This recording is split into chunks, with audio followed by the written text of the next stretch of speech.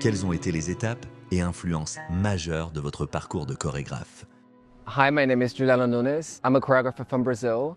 I think the pivotal moment of my life that it began my work was when I resisted for so long to be creative and expressive. I always knew I was an expressive soul. But then one day when I was 28, just like came up to me a idea of two humans that travel back and forth in time. And that ignited my whole choreographic language that became my own journey, being creative. So a pivotal moment was when I was resisting so much, and then suddenly it just burst out of nowhere, literally. And from there on, it just started creating by itself. And I come from Brazil, where there was a lot of movement, there was a lot of music, there was a lot of art, there was a lot of. And then I moved to Europe, and in Europe was such a more understandable, there was a certain classicism, there was more words to describe feelings, and the combination of me having a lot and coming here, having the classicism of understanding just became an identity of my own that was so important for me to live for 18 years in Brazil and now 19 years now in Europe. But to condense my journey, I came from a place of a lot and I came to a place of a whole different culture, and then I just became more of an expressive soul, and I wanted to tell people what I was feeling, because I think it's very important to tell each other what we feel, because that's when we get inspired and we guide each other to places that it doesn't exist in this realm. It's like outside energies, and it's language that speaks to our feelings. Que signifie pour vous, sur les plans personnels et professionnels, cette première mondiale à l'Opéra de Nice avec une compagnie française? It feels very aligned, honestly, because working with the company, it's been from day one. It's very balanced, it's very receptive, it's very understandable. The dancers are just receiving information and just diving into it. And we've been working around a certain gravity that exists all around us. And that gravity shapes our classical technique that we trained for so long to become something that speaks to the audience out of a gravitational way.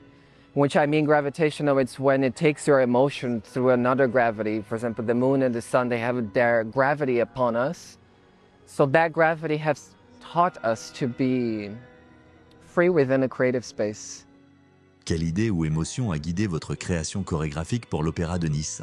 What has inspired me the most was the sun and the moon, that relationship that gives us so much that we take for granted, and that gravitational feeling of, for example, the moon has such a power to settle things down, to give quietness to life, to see things with a broader perspective.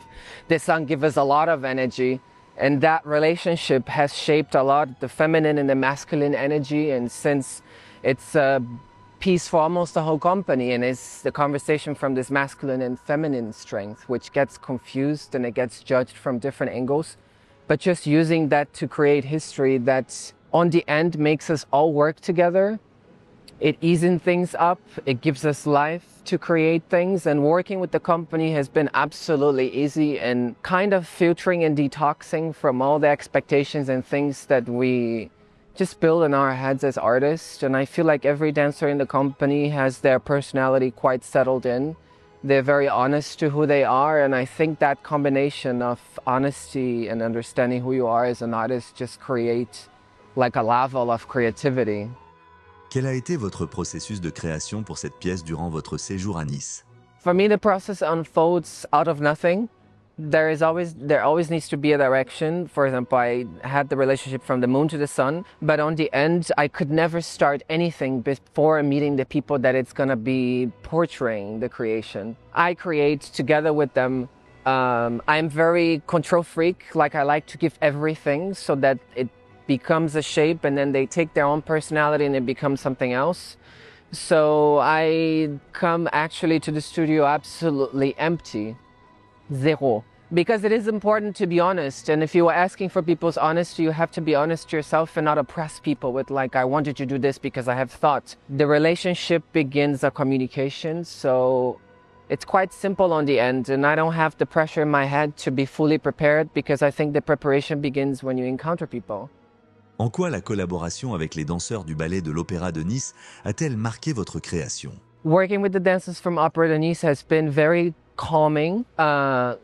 guiding. Their personalities have guided me to also create a certain ease and also portray that femininity and masculinity, like the sun and the moon relationship that creates this balance form. We have found like a good balance, I believe, of working every day. You know, we work a lot, it's long hours, but we have to make the best out of them. And each country, each culture speaks differently. And I'm lucky enough to travel around the world, and I think adjusting to different cultures and different people, it teaches you a lot. So for example, being here in France right now, I feel like the dancers are just so solidified in their power.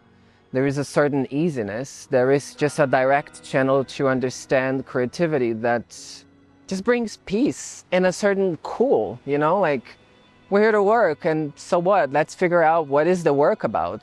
Like, let's not make a certain fuss or get super stressed. Just cool on the end.